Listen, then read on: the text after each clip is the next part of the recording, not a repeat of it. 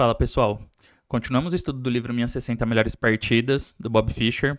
Agora vamos para a partida 53, mas, como sempre, antes de tudo, se você está curtindo o estudo do livro, está acompanhando as partidas e acha legal, não esquece de deixar o like no vídeo, se inscrever no canal caso você ainda não for inscrito e também de divulgar para a galera, para quem gosta de xadrez, né, quem talvez ainda não conheça o canal, para a gente chegar em cada vez mais pessoas.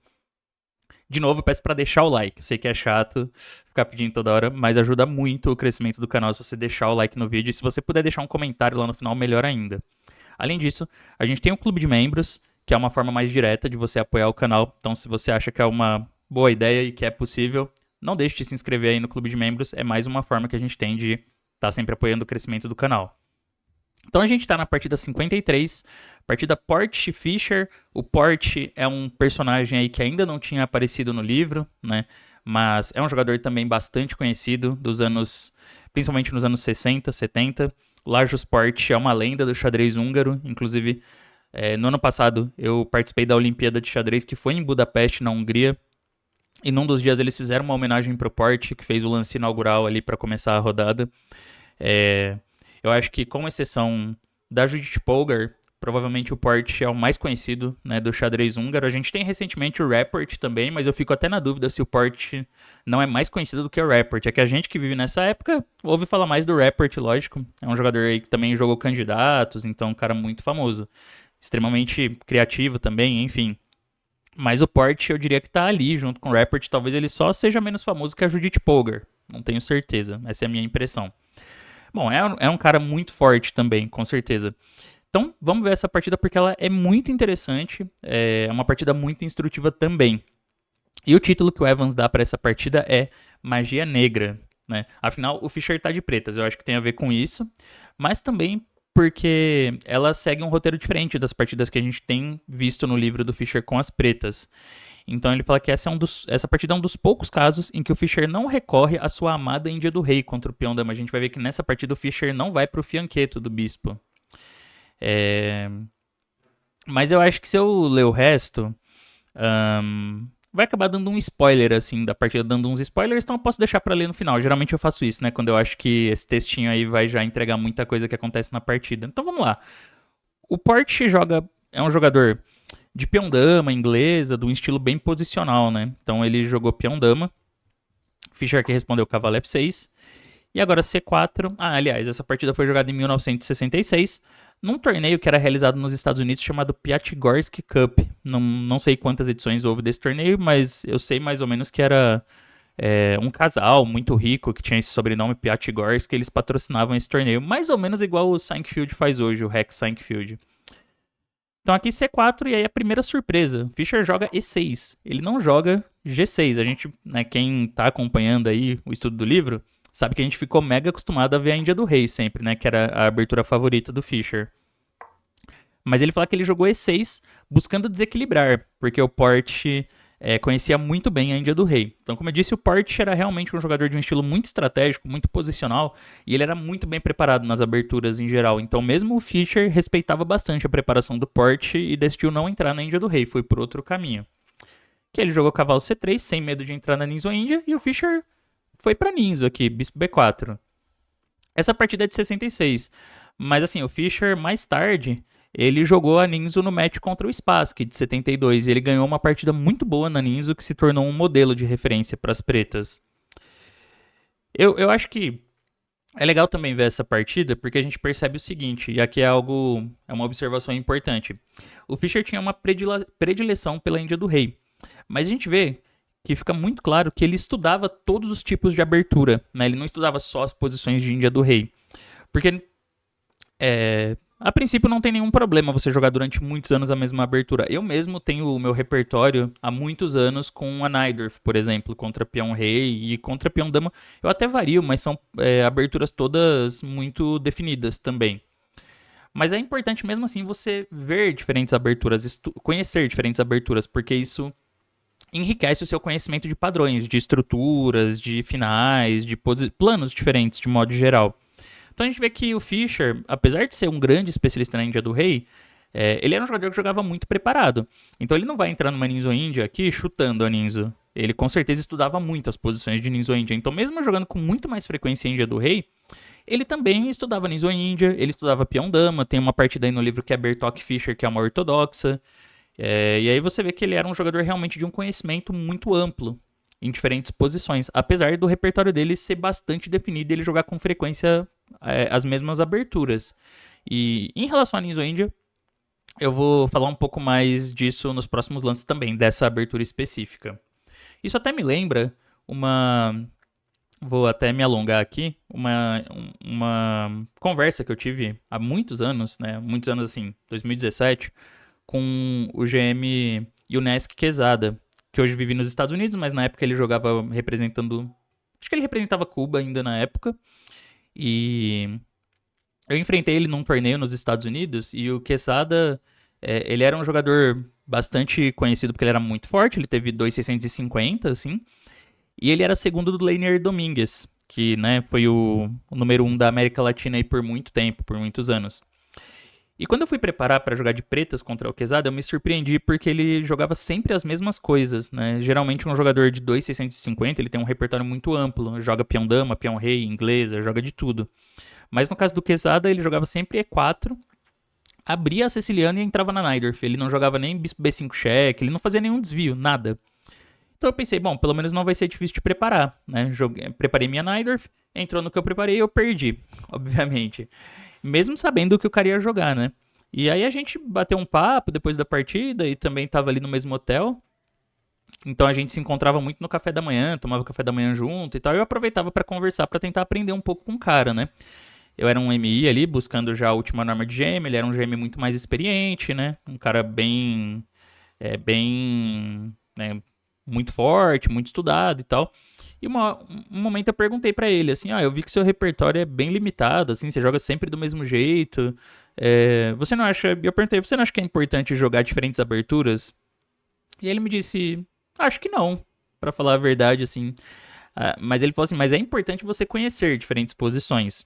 Então você não precisa necessariamente jogar muitas aberturas diferentes, mas é bom você estudar diferentes aberturas para ter padrões diferentes, para conhecer muitos planos, ter mais recursos e mais ideias. Então eu fiquei com isso na cabeça, né? Mas enfim, pequena historinha.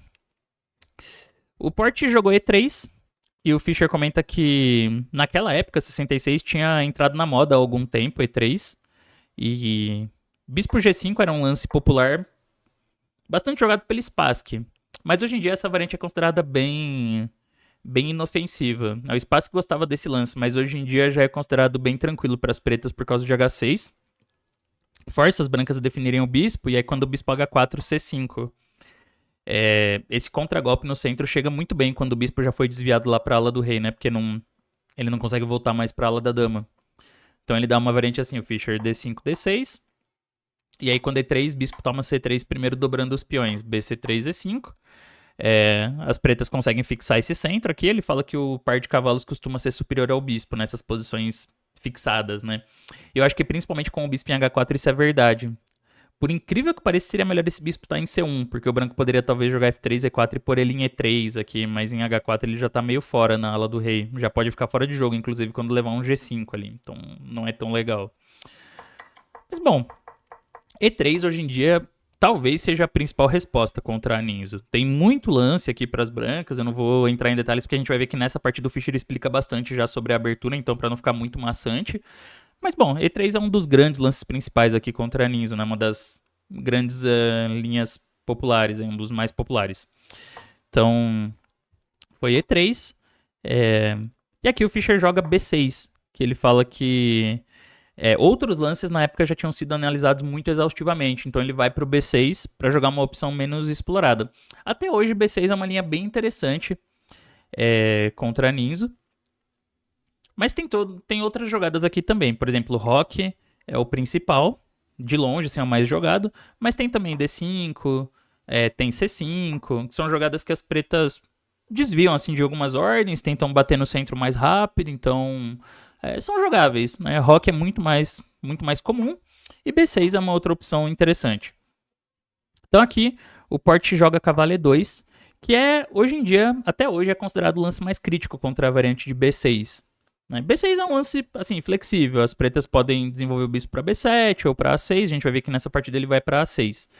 Mas o cavalo E2 tem um ponto bem lógico, que é jogar A3 para tentar pegar o par de bispos sem ficar com os peões dobrados. Não que a A3 não seja jogável, né? Hoje em dia também o pessoal tem entrado muito nessas posições de brancas, voltou bastante para moda isso aqui, porque já cria um desequilíbrio grande, assim, o branco já pega o par de bispos e tende a ter mais espaço no centro, né? Apesar dos peões dobrados.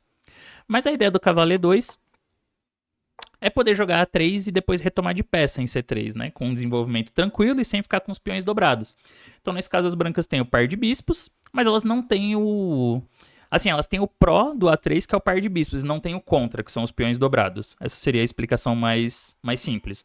Agora, um detalhe importante, né, na ordem, pra gente entender, é que no caso de rock, as brancas também têm muitos lances. Se fizer rock sem B6, as brancas têm muitos lances aqui. Tem cavalo F3, bispo D3, bispo D2, tem A3 também.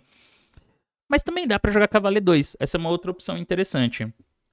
Só que assim, cavalo E2 não é o lance mais crítico contra rock. Assim, não é o mais jogado. É uma opção interessante, jogável, mas não é o principal. Por quê?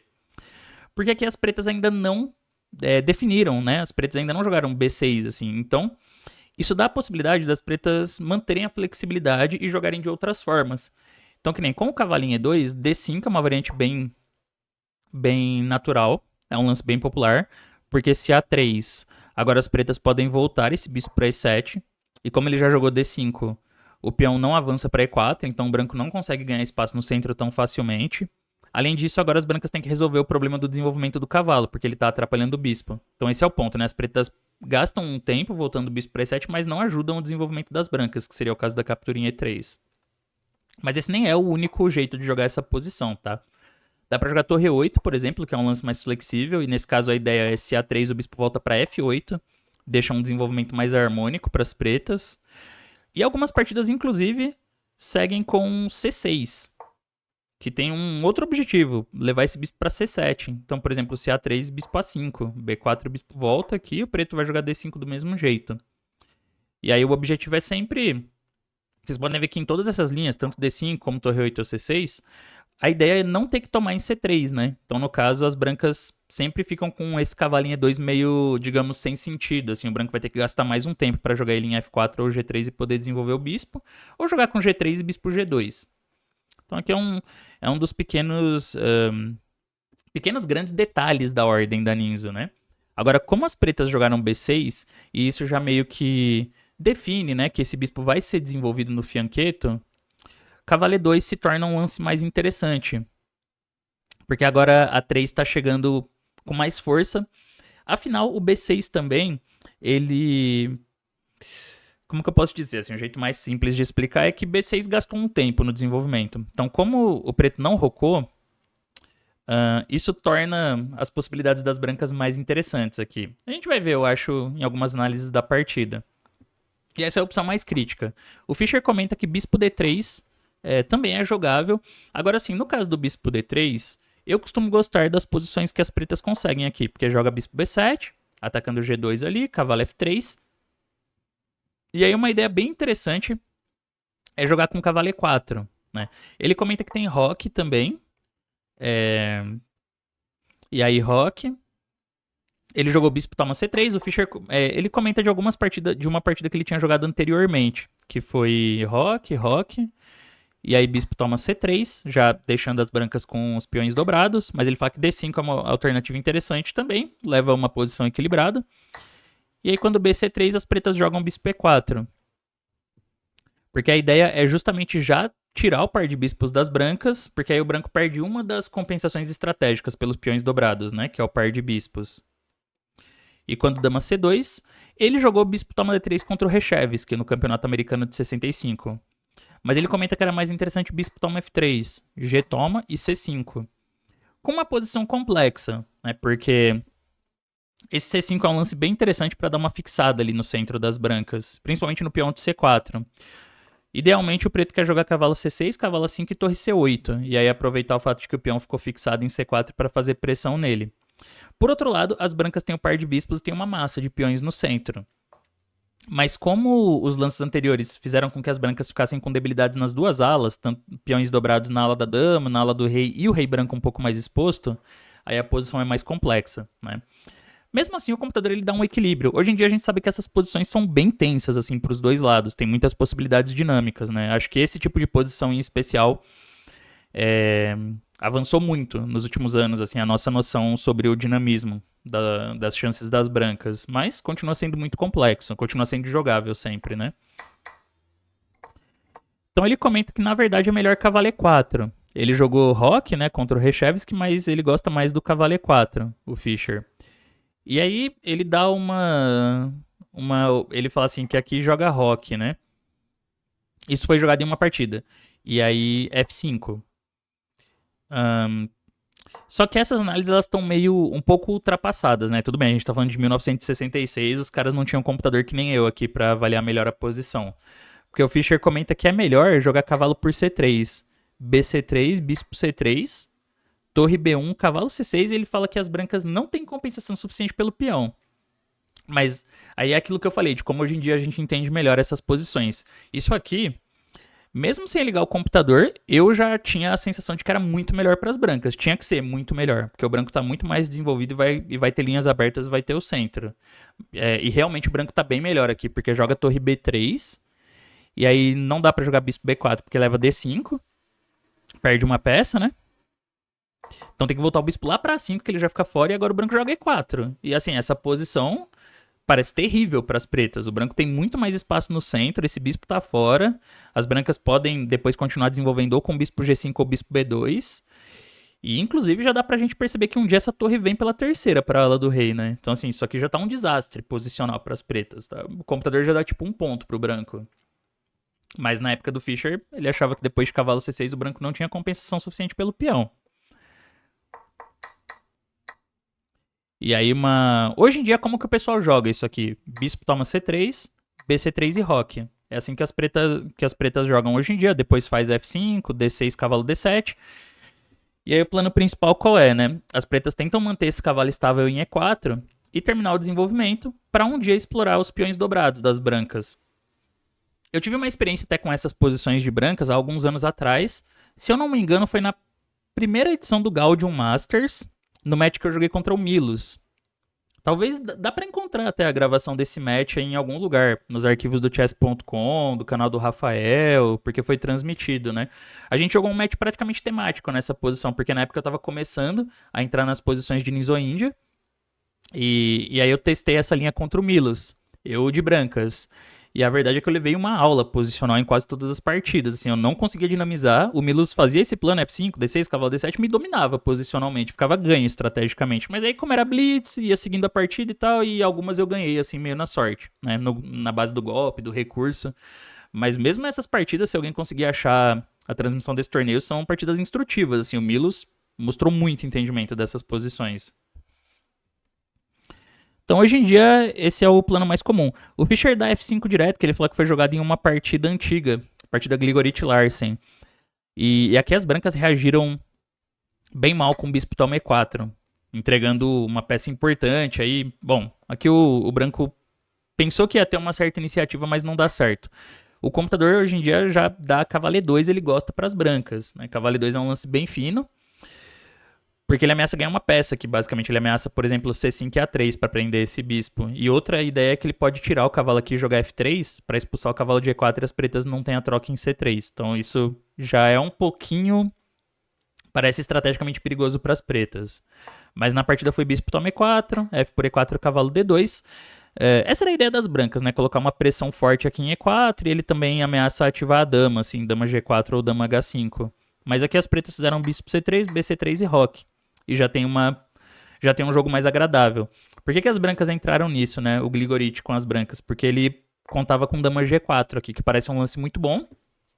De primeira parece que ganha um peão até, né? Porque não tem como defender E4 aqui, esse D5, dama por E6. Só que agora o Larsen com as pretas encontrou um recurso bem fino, que é torre F5. Esse é um lance muito bom. Porque o ponto é que se cavalo por E4 ele joga H5, as brancas não conseguem manter, né, a defesa do cavalo e perdem uma peça. E por outro lado, ele tá jogando H5 do mesmo jeito, expulsando a dama de G4. Então, assim, essas posições elas costumam ser desagradáveis para as brancas. Por quê? Embora esse peão pareça ruim, ele parece uma fraqueza e limita o bispo, né? Ele também tem uma função aqui de restringir a ala do rei das brancas. Porque mantém o ponto F2 fixado e as brancas não podem ter um cavalinho F3, assim, o que torna a posição do rei um pouco vulnerável. Então ele vai jogar H5 para expulsar a dama e depois ele começa a trazer as peças: D6, cavalo D7, dama F6 e torre F8, ou dama G5 e torre F8. E a tendência é que aos poucos as pretas vão montando ali um ataque na ala do rei. Para as brancas, é muito difícil criar contra-jogo, porque esse bispo não joga, ele fica limitado pelos peões.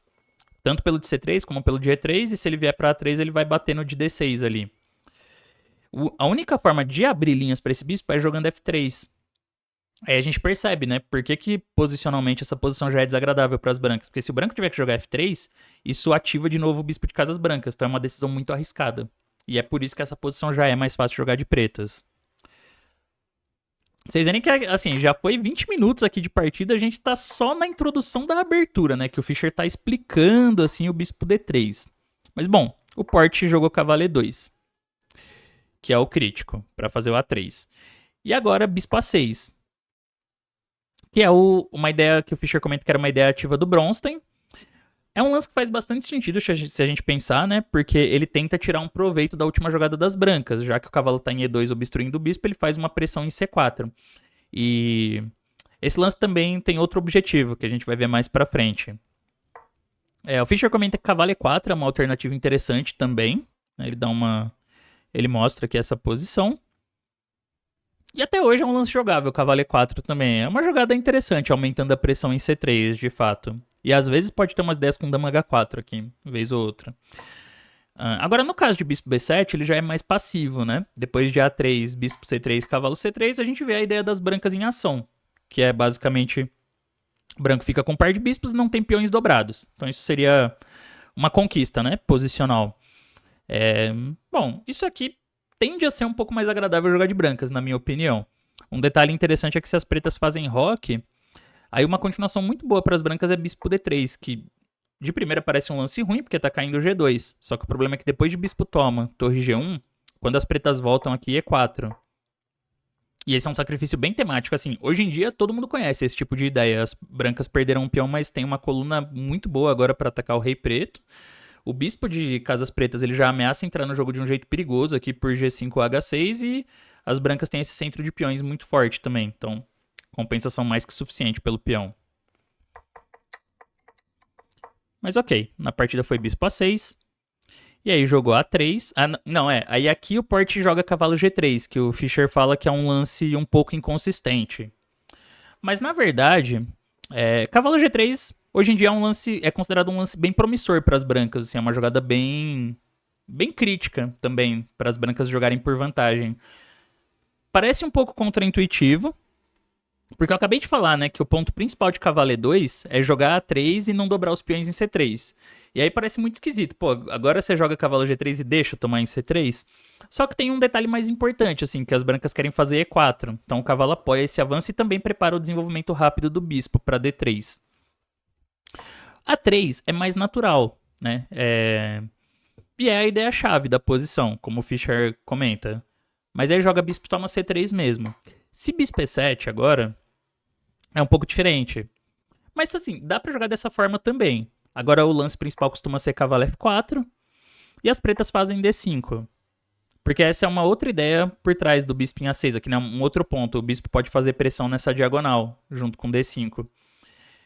Aí C por D5, bispo F1, rei por F1, E por D5. E aqui tem uma ideia temática bem interessante que é G4, né, que o Fischer fala que dá uma iniciativa para as brancas. Esse lance ele ficou bem conhecido por causa de uma partida famosa do Botvinnik contra o Smyslov, no match do Campeonato Mundial de 54. Na verdade, acho que foi no torneio do Campeonato Mundial de 54, né, que é que o Botvinnik se tornou campeão mundial. Essa é uma jogada bem interessante, porque as brancas encontram um outro jeito de atacar o ponto D5, né? Pode pôr a daminha F3 também. E eu acho que o Botvinnik ganhou com essa ideia a partida. Mas hoje em dia isso aqui é considerado jogável também para as pretas, né? Porque, afinal de contas, o branco tem um problema ali com o rei em F1. Então isso compensa pelo peão que as pretas vão acabar sacrificando em D5. Mas enfim. É, outra opção que é mais segura é bispo toma C3. Cavalo por C3. E, bom, as brancas evitam os peões dobrados, é verdade, só que agora as brancas têm D5, agora as pretas têm D5, e isso acaba atrapalhando um pouco o desenvolvimento das brancas, né? Porque com essa pressão aqui em C4, não é tão fácil de organizar a posição das brancas. Agora, claro, se jogar roque, E4, que essa é a ideia principal, né? O branco ganhou espaço no centro, já tem uma vantagem clara. Então D5, aí B3, roque e A4. É um jeito de tentar ativar o bispo por A3 e também libera essa casa, prepara cavalo B5 para tentar cortar um pouco da pressão das pretas na diagonal. O Fischer aqui dá cavalo C6, que ele comenta que foi uma posição que ele teve em 2 partidas, né, do Campeonato Americano de 66, desse mesmo ano. Mas uma observação minha é que C5 também é possível. Também tem várias partidas na base com C5, aumentando a tensão no centro, né? Parece uma ideia bem natural, porque as pretas já terminaram o desenvolvimento. Aqui o rei já está em segurança, então é mais fácil para as pretas começarem a criar um jogo ativo no centro. Mas o Fischer jogou cavalo C6. E aí ele mostra 2 partidas que são bastante instrutivas. Uma delas foi bispo B2, né? Foi jogado. Só que bispo B2 não é bom. Assim, com o jogo correto, as brancas estão ok, mas na verdade aqui ele já começa a arriscar ficar um pouquinho pior. Então a partida seguiu de um jeito bem interessante. D por C4, BC4, cavalo A5, fazendo uma pressão imediata em C4. Esqueci de explicar isso, né? Mas esse é o ponto principal de desenvolver o cavalo por C6 e não por D7, por exemplo. É que as pretas querem levar ele para A5 para pressionar a ala da dama adversária, para tentar criar alguma debilidade no campo das brancas.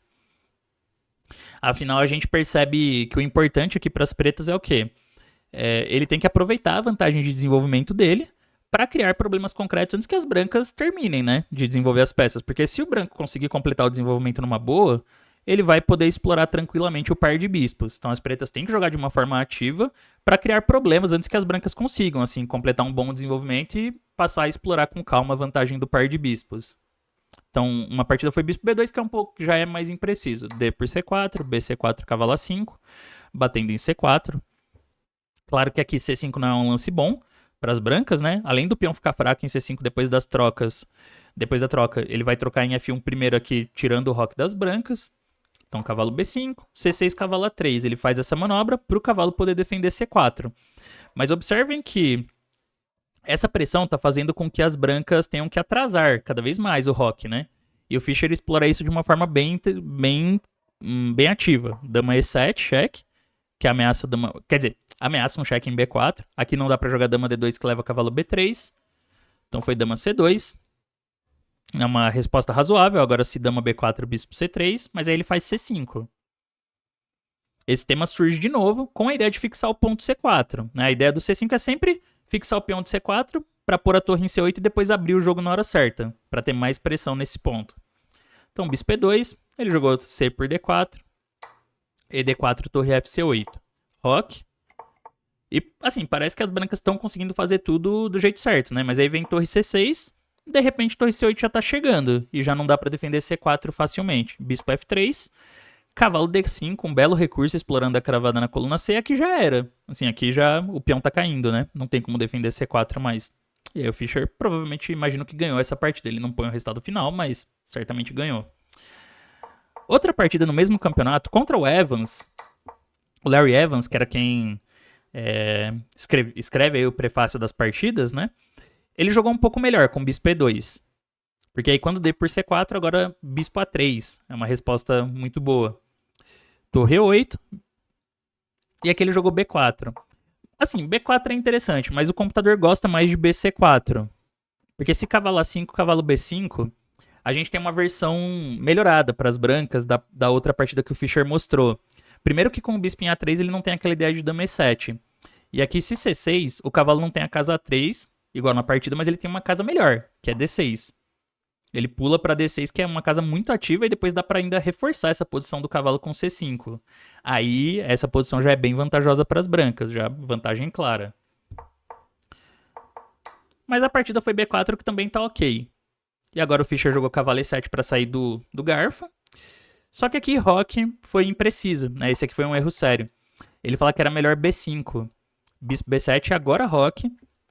E as brancas vão recuperar o peão com um bom jogo. O Fischer, ele até acha que as brancas recuperam o peão com uma vantagem, mas na verdade, depois de cavalo D5 aqui, torre C1 e A6, parece equilibrado. Porque ele vai conseguir uma atividade na coluna A, né? Então isso parece já ok para as pretas também. O problema do lance da partida, Rock, é que agora as pretas têm um jeito muito firme de prevenir esse B5, né? Peraí, primeiro eu confundi, ele jogou cavalo D5 primeiro, e aí quando torre C1 desviou a torre da coluna A, né? Então agora vem C6. Ele vai reforçar o peão com B5 simplesmente, e antes teria alguns temas aqui, mas agora já não rola mais. Basicamente o preto segura esse peão com B5. Aí foi bispo F3, B5. A5, dama C7. E é isso, né? A posição já tá muito sólida. Assim, o preto vai jogar torre A D8, volta o bispo. Embora por enquanto essa posição aqui ele vai jogar esse, né, e voltar aqui. Embora nessa posição pareça que tá um pouco preso o jogo das pretas, é um peão a mais limpo e passado, né? E esse bispo não faz nada. Então assim, já tá ganho isso aqui para as pretas e o Fischer ganhou muito bem. Então voltando. Vocês verem, voltando aqui, A3 era o que o Fischer tinha jogado em 2 partidas recentes, né? Então ele já vinha testando algumas vezes a Ninja Índia. Mas foi cavalo G3, o porte jogou que é muito interessante também. E aqui ele fez bispo toma C3. Que hoje em dia ainda é a linha principal.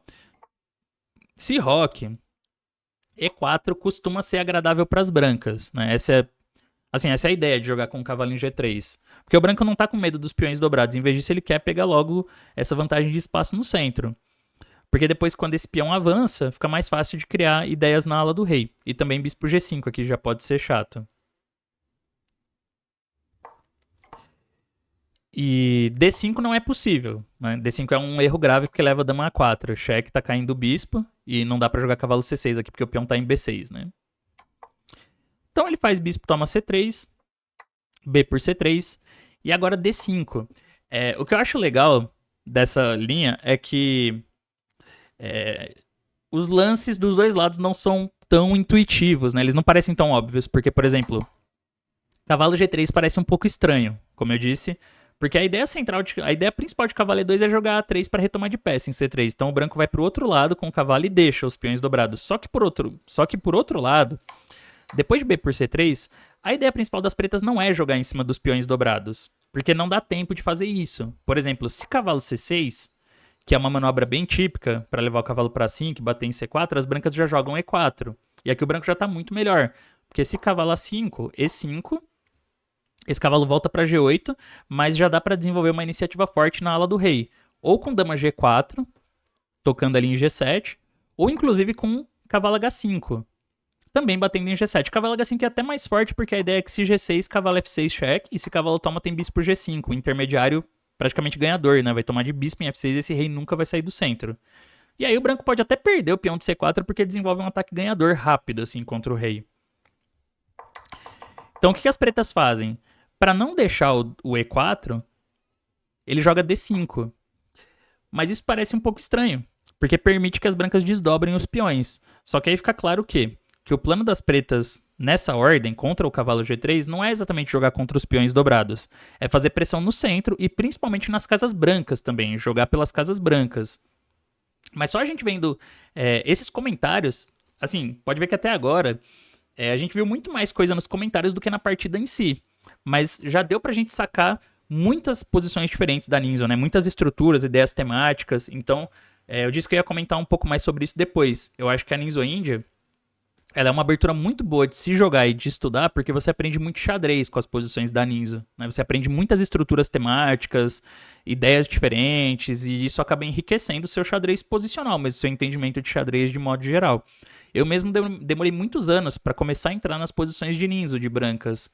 Mas agora eu faço isso com bastante frequência e cada vez que eu analiso as posições eu aprendo alguma coisa nova.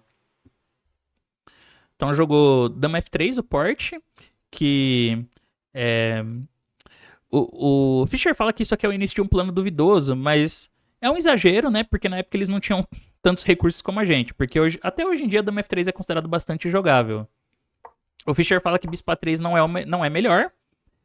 Mas na verdade esse aqui é o mais jogado na base hoje em dia. Tem um objetivo claro que é de deixar o rei preto preso no centro, né? Usar esse bispo aqui ativamente.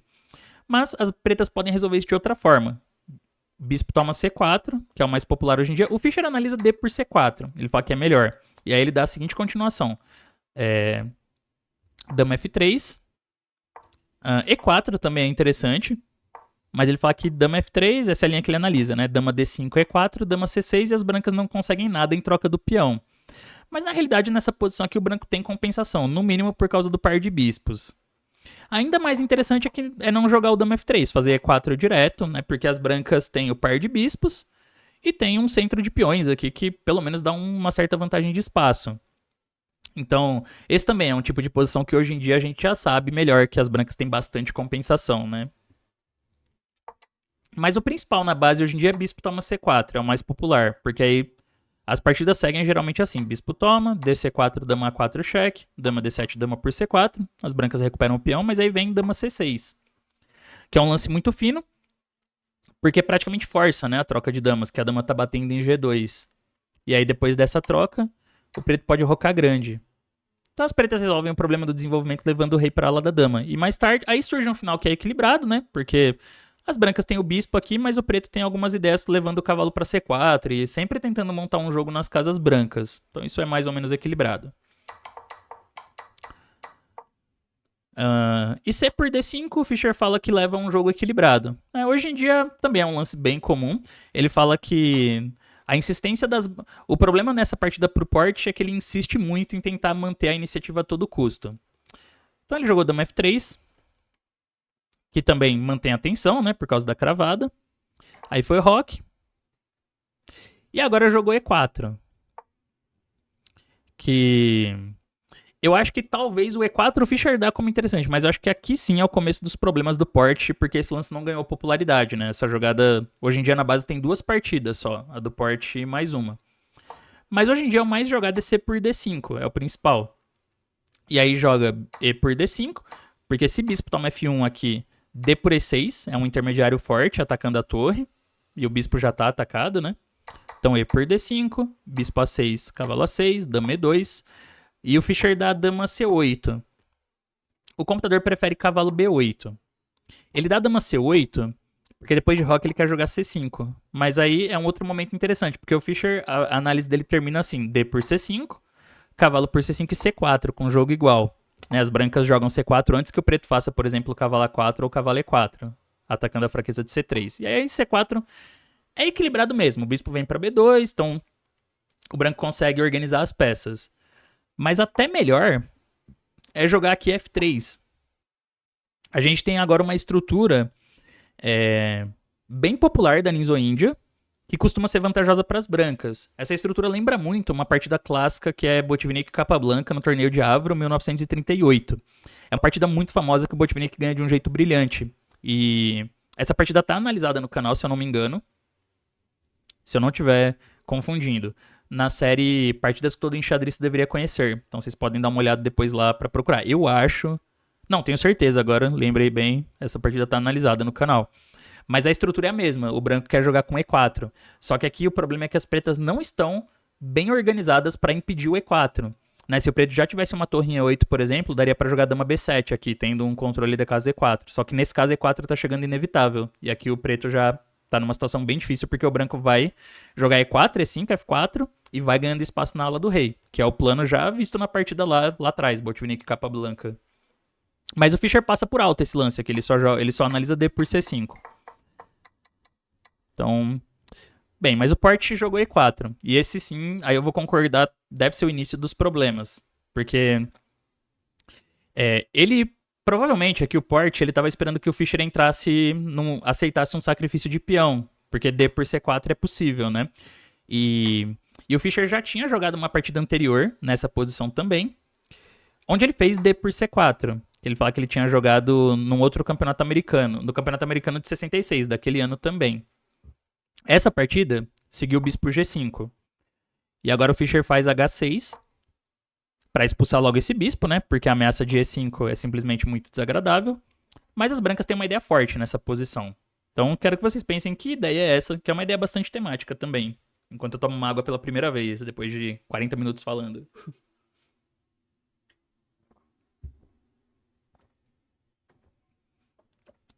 Bom, aqui na partida foi jogado Bispo D2, que é um lance esquisito, né? Gastando um tempo à toa com o Bispo. Talvez pra provocar o H6, mas isso não deu muito certo, porque seguiu o cavalo BD7, aí aqui E5, cavalo D5, e foi cavalo F5. Talvez essa era a ideia das brancas, né? Ameaçar algum tipo de sacrifício aqui em H6 e o cavalo em F5 se toma, dama D5. É a ideia.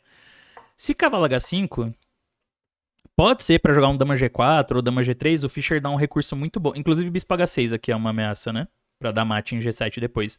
Mas o Fischer dá um recurso muito preciso que é dama H4. Esse é um lance muito bom pra não deixar a dama branca vir pro ataque, né? Se G3 ele volta a dama pra E7, com a diferença de que tá tudo mais controlado. Mas foi cavalo F5, e por F5, dama por D5, e aí ele jogou torre E8, que é um lance muito fino, uma ideia muito boa, torre D8. Na partida as brancas fizeram bispo toma C4, ele falou que era melhor roque, quer dizer, se roque C5, também é muito bom para as pretas isso, né, porque o rei não vai, no fim não vai ficar seguro ali em C1 também. Mas foi bispo C4, só que aqui o Fischer tinha preparado um golpe bonito, então jogam as pretas, qual é o recurso aqui?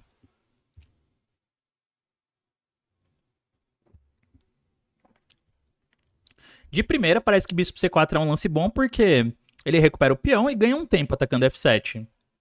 Só que o Fischer tinha preparado uma ideia aqui legal. Cavalo por E5. Um recurso super bonito. Se D por E5, aí ele troca as damas e torre por E5 cheque, né? Vai recuperar a peça com, deixa eu ver, 2 peões a mais, né? Tá ganho. O detalhe é que joga dama por D8. Só que aí ele faz cavalo por C4 intermediário. E esse lance não parece. De primeira, não parece tão bom, porque dama por E8 as brancas vão ficar com qualidade a mais. Só que aí toma, cheque, rei D1, cavalo por D2, rei D2, torre E2. Ele tem uma qualidade a menos, só que a posição já é ganhadora para as pretas. Por quê? Esse rei não sobe, né? Então ele tem que voltar para a primeira, digamos, D1. Ele atrapalha a ligação das torres e depois de torre F2 a posição tá desmoronando, né? Tá caindo vários peões aqui, o bispo vem pra C4 e vai sobrar uma massa de peões passados ali na ala do rei. Então é um final com uma vantagem gigante para as pretas e o Fischer ganhou bem a partida. Mas ele, com certeza, o Fischer tinha analisado essa partida dele e percebeu que, na verdade, ele não teve vantagem, porque aqui, pelo contrário, aqui as brancas tinham uma ideia muito forte e que é temática nessas posições, que é a H4. O próprio Fischer dá esse lance. Aproveitando a torre ali em H1, né? Então, assim, H por G5 não é bom, porque depois de HG5 a abertura da coluna H é decisiva aqui. O branco tem um ataque ganhador. Simplesmente ameaçou tomar em F6 e dama H5. E se tirar o cavalo, dama H5 também. Então, vai dar mate aqui. Então, não pode tomar. E agora a ameaça de E5 surge de novo. Então, ele analisa bispo B7 para não permitir o E5, né? Mas aí ele só analisa bispo toma F6. Ele fala que se cavalo H5, cavalo BD7. Que é verdade, né? Aqui o preto tá segurando a posição. Porque tá sempre ameaçando tomar em E4 agora. E o branco não tem uma resposta contra isso. Por outro lado, se HG5, cavalo E4, ele dá um golpe bem legal, porque esse aqui parece que tá segurando, né? Agora não tem um jeito claro de entrar com essa dama na ala do rei. Mas o Spassky encontrou um arremate bonito. Cavalo F6. Um lance bem bonito, né? Porque esse cavalo F6, dama H3. A ideia foi limpar a coluna H aqui. E ganha. Mas tem cavalo BD7. Agora, as brancas podem simplesmente jogar bispo toma C4, mantendo essa tensão. Porque ainda não dá pra fazer H por G5, né? E quando o cavalo BD7, ele até pode agora considerar voltar o bispo. E essa posição é muito boa para as brancas, né? Recuperou o peão, tem o par de bispos, tem um centro móvel, tem mais espaço. Só que tá vantagem clara para as brancas, de acordo com a máquina. Mas o Fischer analisa só bispo B7 e bispo toma F6, que também é bom para as brancas. Troca aqui, bispo C4, e o branco tem uma vantagem pequena aí, segura. Agora eu também queria chamar a atenção para esse ponto, para vocês verem que o Fischer já tinha jogado essa posição em uma partida anterior. Mas um detalhe bem legal da gente ver desse tipo de livro, igual foi com o teste do tempo também, é como esses jogadores eles sempre analisam as partidas de torneio deles, né? O Kasparov fazia isso no teste do tempo e o Fischer também. Porque no Minhas 60 Melhores Partidas nos comentários ele sempre fala de outras partidas que ele tinha jogado, né, anteriormente nas mesmas linhas, mas não é só que ele cita as partidas, ele sempre analisou as partidas, então ele consegue mostrar melhorias para os dois lados, pra gente ver que realmente essa é a melhor forma de você aprender, né? Analisando as suas partidas de torneio e vendo não só onde o adversário errou, mas onde você errou também, procurando melhorias para os dois lados. Mas bom, na partida contra o Port ele jogou D por E4, voltando à partida. Aí a gente tem uma posição legal, cavalo por E4, cavalo por E4, dama por E4. E aqui a gente tem um momento mais importante da partida, porque essa é a chave, né? Esse momento aqui é a chave para a vantagem que o Fischer vai conseguir daqui a pouco. Então, é um momento legal que eu quero que vocês pensem um pouco aqui como vocês jogariam de pretas, porque ele encontrou uma ideia muito forte e que também torna essa partida bem importante de um ponto de vista teórico para essa linha, para essas posições.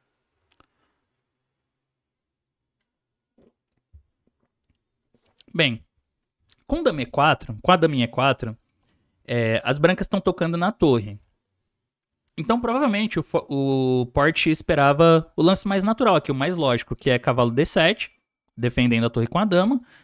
E aí, quando o bispo D3, as pretas passam o cavalo para defender a ala do rei, ok? Só que aí dama H4. E essa é uma posição jogável, mas ela já parece, o Fischer acha isso e eu também concordo, ela já parece interessante para jogar de brancas. Porque apesar de ter ficado com os peões dobrados, ele tem uma pressão na ala do rei aqui. Ele vai jogar bispo G5 daqui a pouco. Então, isso torna a pressão em H7 desagradável. E um detalhe importante é que as brancas sempre têm uma iniciativa para compensar pelos peões dobrados, que é a chave desse tipo de posição para as brancas, né? O lado que tem uma estrutura inferior precisa jogar de uma forma ativa, assim, para compensar esse defeito da estrutura. Então, isso já tornaria o jogo das pretas um pouco desconfortável. Mas o Fischer introduz uma ideia e um conceito muito importante nessa posição. Ele joga dama D7, que é um lance brilhante, porque ele deixa a ameaça em A8, né? Afinal, se dama por A8, cavalo C6 vai prender a dama. Só que o ponto mais essencial, o ponto mais sutil dessa jogada é que agora ele pode desenvolver o cavalo por C6 para levar o cavalo para A5 e fazer a pressão em C4, que é o plano principal aqui das pretas, né? Tentar fazer uma pressão no peão de C4.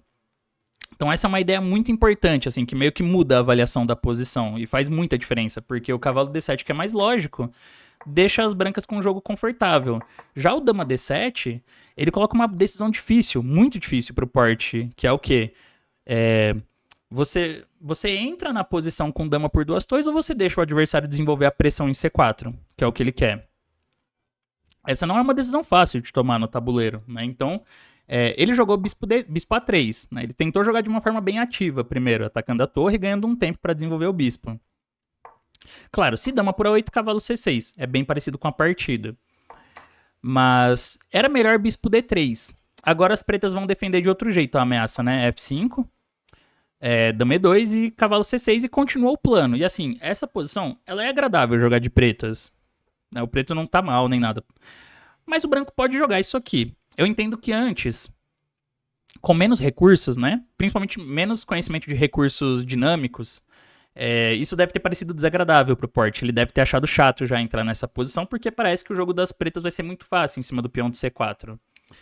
Mas era uma opção melhor que a da partida.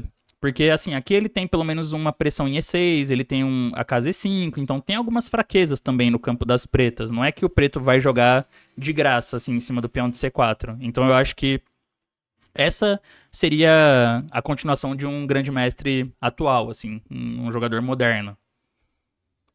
Mas ele acabou avaliando a posição de outra forma. Ele jogou bispo A3, torre E8, bispo D3. O Fischer comenta que Roque parecia mais consistente, né? E aí o jogo seria bem mais complicado a partir de agora, porque, né, é jogo com roques em alas opostas, então é complicado para os dois lados. Mas esse tipo de posição não era muito do estilo do Port, então ele jogou de outra forma, ele jogou bispo D3, e aí quando F5 ele faz dama por A8. Ainda era melhor jogar dama E2, tá? Ele teria que... Ele teria uma posição um pouco mais desagradável agora, comparado com alguns lances atrás, porque o bispo não tá tão bem em A3, era melhor esse bispo vindo pra F4, e porque com a torre em 8 as pretas podem considerar E5 muitas vezes, que é um lance bem crítico. Mas isso ainda seria melhor que o da partida, assim, que a continuação da partida. Por quê? Aqui, apesar do peão de C4 ser débil, as brancas conseguem defender ele com mais facilidade. Na partida, do jeito que acontece, o peão de C4 fica muito mais frágil, porque foi dama por A8. E aí o Fischer comenta que essa foi uma péssima avaliação por parte das brancas. Cavalo C6, a dama tá presa, então joga dama por E8, dama por E8. E a gente tem essa situação, as brancas têm 2 torres pela dama. Até aqui a gente, pra vocês verem, né, já tá dando quase 1 hora de vídeo. E a gente tá no lance 15 da partida, de tanta explicação que teve na fase anterior. Mas nesse ponto, a partida já tá acabada. Tá basicamente decidida, assim. As pretas, na prática, já tem uma posição ganhadora. Por incrível que pareça. E olha que curioso, assim. As pretas têm 2 torres e o par de bispos. Que pareceria uma vantagem, né? Só que, na verdade, as brancas, né? Têm 2 torres e o par de bispos. Só que, na verdade, essa posição é ganhadora para as pretas. Por quê? O peão de C4 é muito fraco. E a dama preta, ela vai ser muito mais ativa do que as torres adversárias. Isso vai ficar bem claro na partida. Mas o Fischer, ele foca muito em falar sobre a superioridade da dama contra as torres aqui por causa da atividade da dama. Mas eu acho que tem uma outra razão pela qual a posição das pretas ganha muito facilmente também. Então assim, jogou roque, tem que terminar o desenvolvimento e aí cavalo A5. Então já caiu o peão de C4, tá vendo? Por isso que era melhor manter as damas, porque com a daminha E2, pelo menos isso daria mais trabalho para as pretas. Torre A E1. E aqui o Fischer joga bispo toma C4, mas ele fala que esse lance foi um pouco superficial. Né? Ele fala que era mais decisivo dama A4, assim, ele gosta mais desse. E se bispo C1, bispo toma C4, quando toma com a dama. Dama fica muito bem aqui, né? Atacando A2 e controlando várias casas, atacando C3 também. E se bispo B4 também, bispo C4, bispo toma, cavalo toma. O problema é que esse bispo fica meio sem casas, né? Tem A5 chegando aqui. Então, por exemplo, ele dá a seguinte linha, bispo, torre por E6, A5, bispo E7. Rei F7 não ganha, ou dama D7, né, não ganham, porque tem torre E1. Mas ele dá uma outra ideia forte que é cavalo D2. Torre F1, cavalo E4. E as brancas têm alguns problemas aqui na coordenação. Agora a dama D7 é uma ameaça bem forte. E se joga F3, leva a dama por A2, que toca na torre, também ameaça a dama F2. Aqui decide a partida, né, tá bem ganho. Mas tá bom também o jeito que ele joga. Bispo toma C4. Porque não dá pra jogar bispo toma F5. Que de primeira parece um bom recurso, né? Se bispo F1, bispo E6. Tem esse intermediário. Só que leva dama A4 aqui. Também parece que não dá pra fazer um lance como dama F7, por exemplo, porque tira o bispo pra H3 e nunca pode tomar em F1 aqui, que tem essa cravada ganhando a dama. Só que é mais forte dama A4. Toca no bispo de A3 e o outro já tá caindo, aí torre caindo também, aí acabou, né? Ganha muito material. Então, bispo C4, cavalo por C4. E aí o bispo voltou para C1. Mas eu queria chamar a atenção agora para o seguinte. Esse final ele é muito difícil para as brancas por 2 razões. Primeiro, as brancas não conseguem coordenar direito as torres, né? Elas estão meio que se atrapalhando. Agora, voltando aqui, uma coisa que eu não olhei muito... Ah, tá. Por que não jogou torre de F1? Né? Então, essa é uma dúvida também que a gente já pode tirar. Porque depois de bispo C4... Com a mesma ideia da partida, depois de bispo C1, ele vai ter que gastar mais um tempo para ligar as torres, né? O bispo tá no caminho das torres. Então, é uma escolha difícil de todo jeito. O Port preferiu ter a torre ali meio presa em F1, mas já tá com as 2 torres ligadas, pelo menos. Agora, vamos voltando aqui, porque eu queria dizer isso, né? Que esse final, ele é muito difícil para as brancas por 2 razões. Primeiro, a dama, ela tem muito mais mobilidade que as torres brancas. E esse é um conceito que a gente entende muito melhor hoje. Por quê? Por causa do computador. Porque com as análises de computador, a gente começou a perceber que o computador muitas vezes prefere a dama contra as 2 torres, principalmente em posições onde a dama tem mobilidade e onde ela joga de forma muito ativa. Esse era um conceito que antigamente a gente simplesmente falava, as torres coordenam e tal, e vão coordenar uma hora ou outra, né? E são melhores que a dama. Mas eu acho que com o tempo, com o computador, foi ficando cada vez mais claro que a iniciativa tem um papel muito importante no xadrez. Então, hoje em dia, já é mais fácil perceber, né? A gente já mudou esse conceito. E em posições onde a dama tem muitas linhas abertas e muita atividade, já dá para perceber mais facilmente que ela tem vantagem sobre as torres. Então, esse é o primeiro detalhe. A partida vai mostrar que é muito mais fácil ativar a dama. Né? Ela tem muito mais controle aqui das casas importantes e consegue jogar pelas casas brancas, enquanto as torres brancas não coordenam de um jeito muito legal. Mas eu já queria chamar a atenção pro segundo ponto que eu acho importante, que o Fischer observa pouco. Ele nem fala disso na partida. Eu acho que é porque pra ele isso é muito óbvio, é uma coisa já mais intrínseca da posição e não precisa de tanta explicação. Mas o verdadeiro herói da partida aqui é o cavalo de C4 e o controle que as pretas têm sobre as casas brancas. Por quê? Esse cavalo, ele domina muito forte o bispo de casas pretas, né? O bispo não consegue jogar. O cavalo, ao mesmo tempo, também fixa o peão de C3 e algumas fraquezas na ala da dama. E como ele tá fixado, como ele tá muito firme numa casa branca, as brancas não conseguem expulsar esse cavalo daqui, né? O bispo é inútil contra ele. E ao mesmo tempo, a dama pode ser ativada muito facilmente por D7 e D5, por exemplo, porque o cavalo tá tirando a casa E5 da torre. Um exemplo simples. Então, as pretas estão ganhas já por conta disso.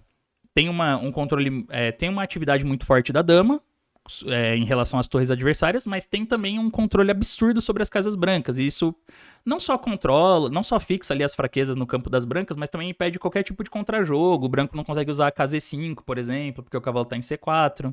Então, é por isso que as pretas já estão ganhas. O resto da partida já é meio que a conversão da vantagem, ó.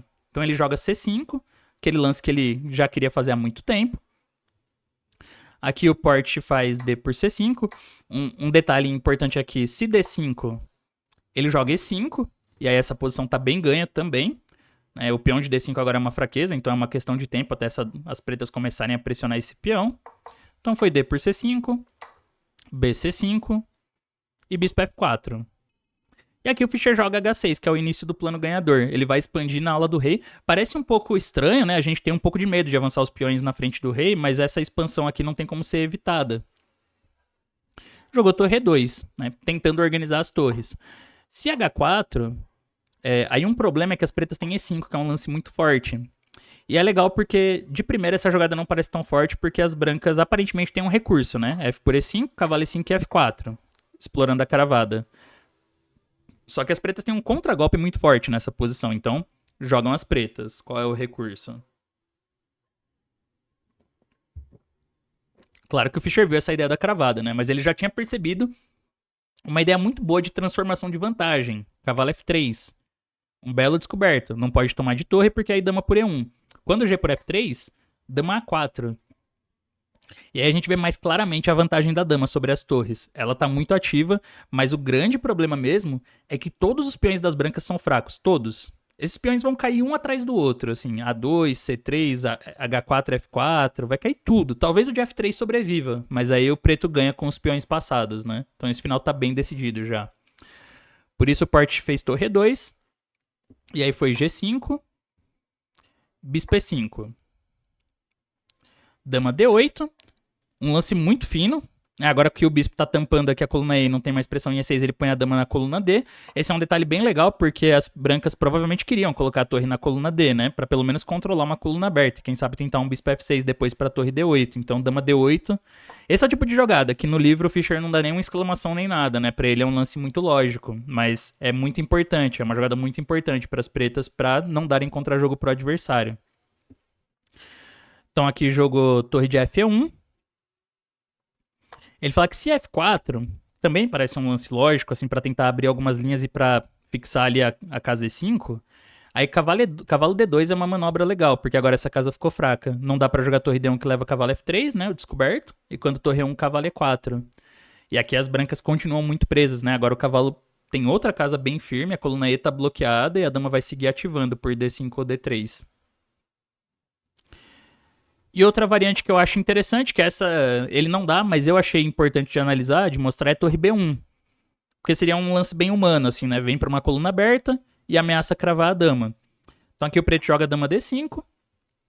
Aí bispo B8 é meio que a única casa pro bispo. A5, torre de B1. Parece que conseguiu dar uma ajeitada, né? Atacando D6. Mas aqui F4 é um lance muito forte. E tem um detalhe tático importante. Se torre por E6, tem uma ideia ganhadora para as pretas. Qual é a ideia? Que a gente vai ver na partida também. Bom, é um lance simples, mas muito forte, que é cavalo E3. É um tema de obstrução. As pretas ameaçam mate em G2, só que ao mesmo tempo a torre está atacada e isso corta a defesa, né? Então, fica bem ganho também. Vai ter que entregar mais material aqui o branco. Mas na partida foi torre de F1, aí ele faz rei F7, aqui um lance bem cuidadoso, só traz o rei. E aqui jogou H3, o porte. Claramente, ele tá querendo fazer bispo G3, né? Pra atacar E6, porque o bispo nem tem casa. Só que leva F4. E cai o bispo, fica preso. Então ele joga H3 primeiro, pra poder tirar esse bispo pra H2, que é uma casa mais segura. Aqui também, o próximo lance é um que o Fischer, ele nem comenta, mas eu acho muito importante, uma jogada muito fina. Então, qual é o lance aqui pras pretas?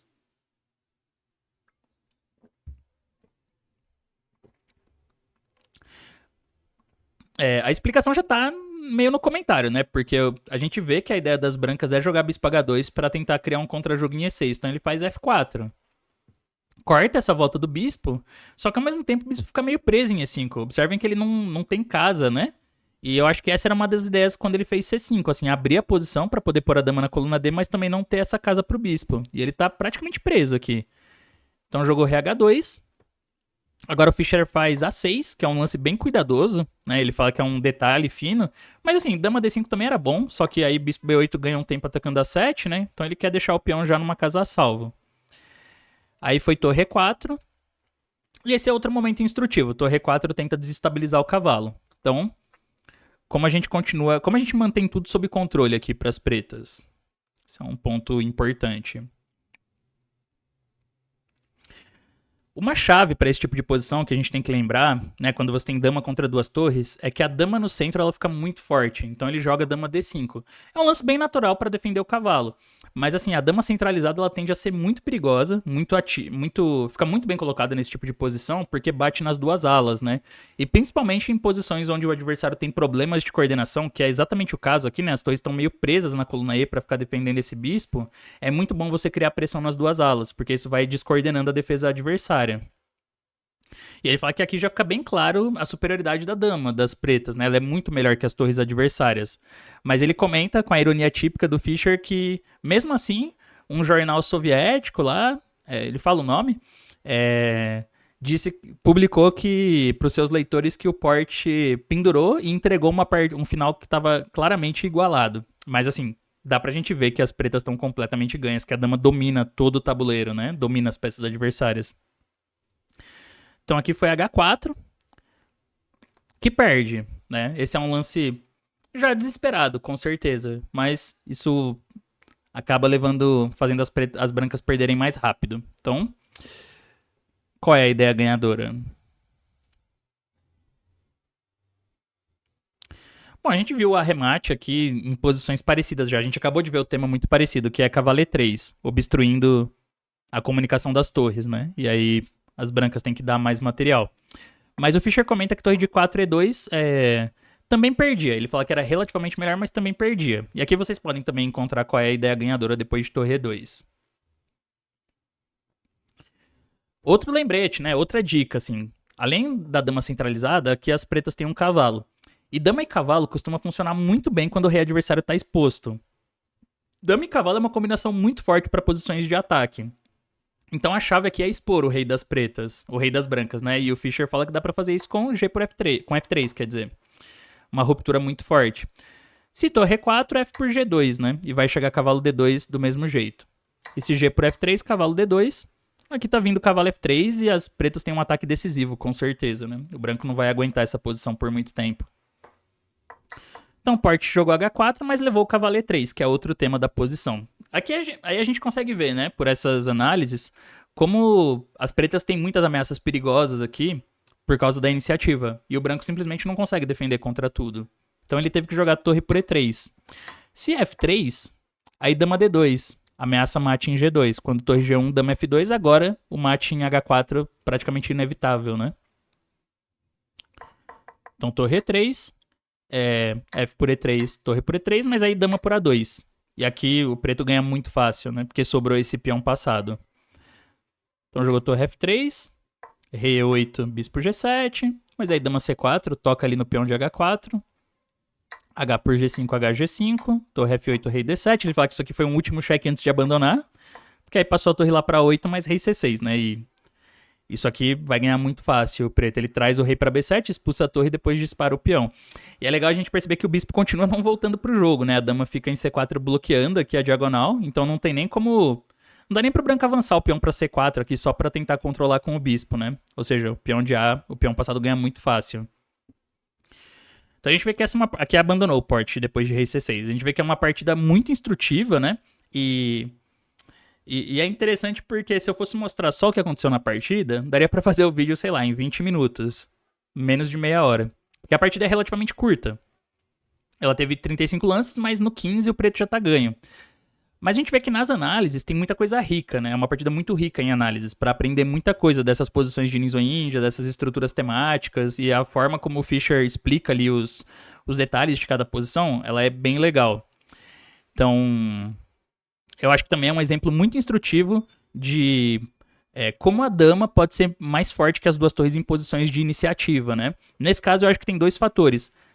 Como as pretas tinham a iniciativa e uma coordenação melhor das peças, a dama era melhor que as duas torres, mas também teve um papel muito importante o cavalo em C4 ali, que dava uma estabilidade muito grande para as pretas, né, por controlar muitas casas ali, não deixou o bispo das brancas jogar, e além de tudo o cavalo podia coordenar com a dama em muitas posições para criar ideias de ataque.